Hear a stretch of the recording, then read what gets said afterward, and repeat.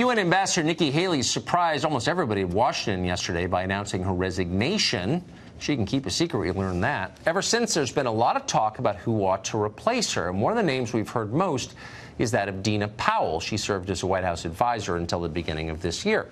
Powell seems like a nice person. Lots of people like her. Is she the right person for the job? That's the question.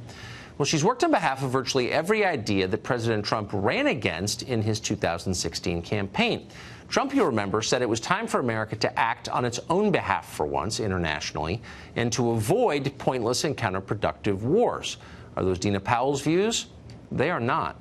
Before joining the Trump administration, she was a partner at Goldman Sachs. She was president of the Goldman Sachs Foundation. That's the nonprofit arm of the investment bank. While there, she worked extensively with another famous foundation, the Clinton Foundation, and they worked together on various goals that most Trump voters would find repugnant. At a Clinton Global Initiative event, for example, Powell shared the stage with Bill Clinton. They discussed how to meet, quote, global challenges with, quote, corporate solutions.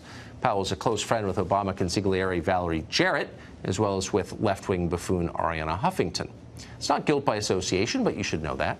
President Trump is fighting to restrict immigration from dangerous countries, but while working for the Bush administration, Powell boasted that 90% of student visas were being granted within a week, even for students from countries that hate the United States. She also once said that a major flaw in American diplomacy to the Islamic world is that we talk too much and we need to, quote, listen more.